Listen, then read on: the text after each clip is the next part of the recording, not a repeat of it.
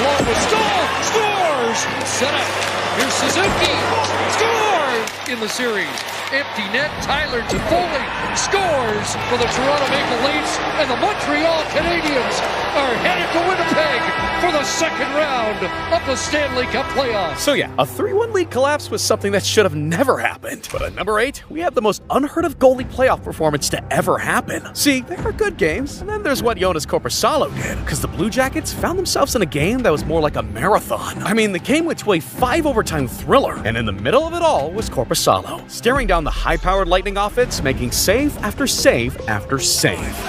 Here's Hedman with an out. He shoots and Korpisalo. Netter to clinch it. McDonough shoots and Korpisalo. Sergachev. Long wrist shot knocked down by Korpisalo. Rebound loose in front. Kucherov shot was blocked. Kucherov works in, drops it back.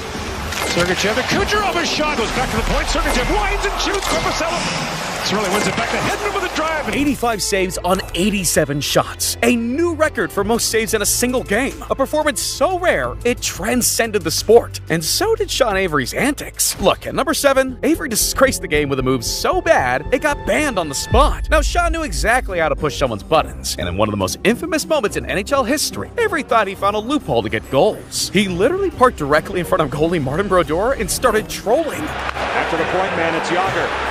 Scotty Gomez in the ring. Yager again, walking, shooting one wide of Brodeur.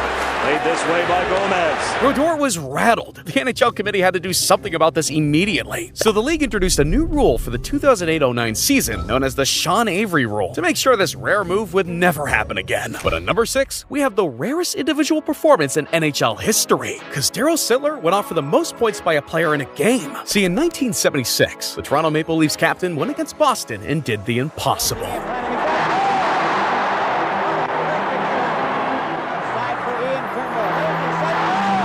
The draw, Koyasami still, hit the break, at center, over the line, Cooper saves, Alakett to Sittler, reception, Delgado, with Salming, right in,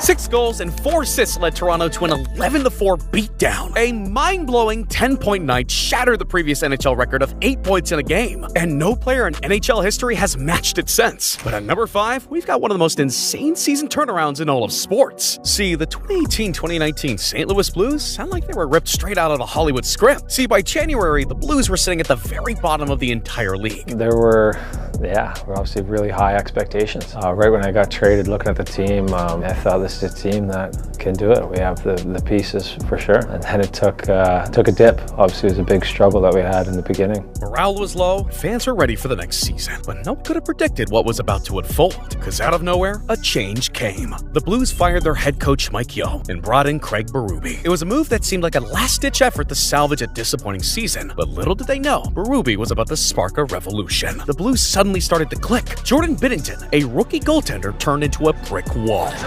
Cross and a shot! Oh, grabbed remarkably by Binnington! Now Bachman. Oh, what a save by Binnington! Unshapely, unbelievable! Another shot, made by Binnington. Bruins center it. Oh, what a save by Binnington on Bacchus! The team started to play with newfound confidence. Their play became tougher, faster, and more determined as they clawed their way up the standings with an 11-game win streak. Tarasenko scores! Swings it across, Tarasenko in, shoots, This is a rocket! Goal right to Shen. Shen driving on the backhand! He scores! And he covers so much ground. Robbie Fabry with a little room. Takes a shot. He scores! They battled through the Winnipeg Jets, Dallas Stars, and San Jose Sharks, with Binnington making save after save, and the Blues offense finding ways to win tight games. And soon enough, the Blues found themselves in the Stanley Cup Finals, against the Boston Bruins to set up a true David versus Goliath story. Look, the series itself was an absolute grinder, because even though St. Louis could pull it out in Game 6, it would set up a Game 7 for the ages, because St. Louis came out and went off. Angelo holding, got it to Bouwmeester, shoots one, score! Bouwmeester! It was deflected, is able to take it, dropped it on back now, around in front, score! Pietrangelo with 7-point. Right back out again by Schwartz, rolled back down, Tarasenko steps to it. Tarasenko sent one in front, score! For the first time in their history, the St. Louis Blues are the Stanley Cup champions. When the final buzzer sounded, St. Louis erupted for their first Stanley Cup championship trophy. It might be the greatest underdog story ever told, but number 4 is an even crazier nothing to something moment. Imagine working your regular job as a 42-year-old, then out of nowhere, you're thrown into an NHL game and become a star. See, David Ayres hadn't played professionally and wasn't even on the roster, and now he was about to face NHL shooters. But this dude almost never made it to his big moment. I was 25 when I first found out. I was just doing a couple pro camps here and there, and the last day of one of my camps, my feet were so swollen they wouldn't fit into my skates. And then eventually went to the doctors and my blood pressure was extremely elevated and they sent me to the emergency. Next thing you know, they're telling me you need a kidney transplant. Bro missed out on his hockey dream, but he became a Zamboni driver for the Toronto Maple Leafs. Now, even though he was as close as you can ever come to making it to the big stage, he still never thought he could ever make it there. But one night, both Blackhawk goalies couldn't handle the pain. Boy, that's a little bit of a slow get up there by James Reimer. Mrazek well out, a heavy collision, and Mrazek is down.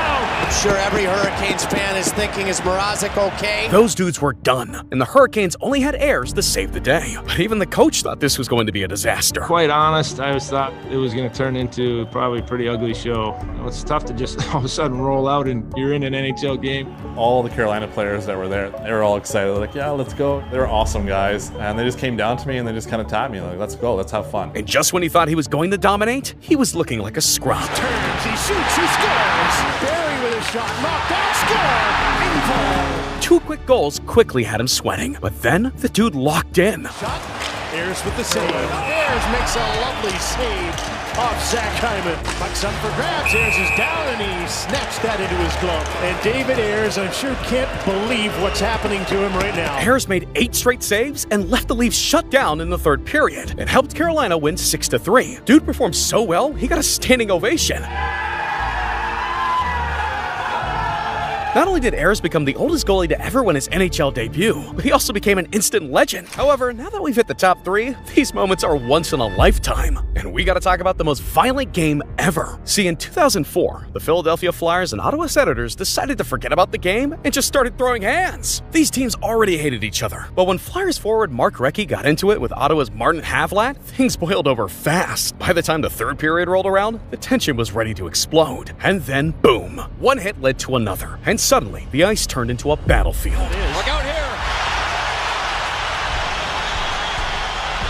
And Simpson just went in after Brashear, and now he's pounding away. Anybody can get a hold of. Players were swinging at anything that moved. They even set up a match between the goalies. These guys tried to play the game like nothing happened, but hockey was the last thing on their minds. 419 total penalty minutes. That's almost 7 full games worth of penalties handed out in a game. By the time the dust settled, 20 players got ejected, and both teams barely had enough skaters left to finish the game. The best part? The NHL wasn't ready for this level of insanity. The league had to start cracking down on brawls after this, because if they didn't, every Flyers-Senators game would have turned into an MMA pay-per-view. Imagine buying a ticket to the Stanley Cup Finals, expecting to see hockey history, but instead, the game just vanishes. Well, that's exactly what happened in Game 3 of the 1975 Cup Final between the Buffalo Sabres and the Philadelphia Flyers. Because the game was so insane that not even Mother Nature wanted to see it through. See, the Buffalo's Memorial Auditorium didn't have air conditioning, and with 16,000 screaming fans packed inside on a hot May night, things started getting weird. By the 2nd period, a thick fog started forming over the ice, and before long, players couldn't even see the puck. The unusually warm, moist air inside the arena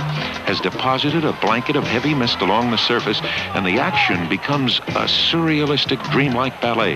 The players floating through mysterious, opaque clouds, the puck gliding somewhere around their skates, appearing and reappearing with maddening unpredictability. The refs had to stop the game multiple times, and players were literally skating around blind, hoping for the best. At one point, Sabres forward Rick Martin had a breakaway, but had no clue where the goalie was. It got so bad that players and fans started waving towels to clear the fog. And as if the night wasn't already bizarre, then came a flying rodent. I think it all began back in 1975 when the Flyers were playing Buffalo in the Stanley Cup playoffs, and a bat started dive-bombing the players.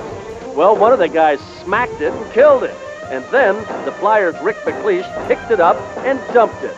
And that may have been the start of the Phantom Fog curse. This wasn't just a Stanley Cup final, this was a fever dream. But somehow, the Sabres still managed to win 5-4 in overtime, and this game went down as one of the strangest in NHL history. Hockey fights are normal, but fighting a fan? Now that's next level. See, back in 2001, the Philadelphia Flyers were facing the Toronto Maple Leafs, and enforcer Ty Domi was doing what he did best, being a menace. Dude was in the penalty box after a scrap, just chilling, when Flyer fans started heckling him hard. He wasn't about to let that slide. So like any true enforcer, he sprayed a warning shot. But one fan took that personally. That was until the barrier came down and things got real. Watch the lawsuit, Ty. Watch the lawsuit. It's hard to breathe with your heart in your mouth. Domi walked away from it just like another day in the office. This dude fought 333 times in the NHL, but somehow he had his rarest fight against a fan.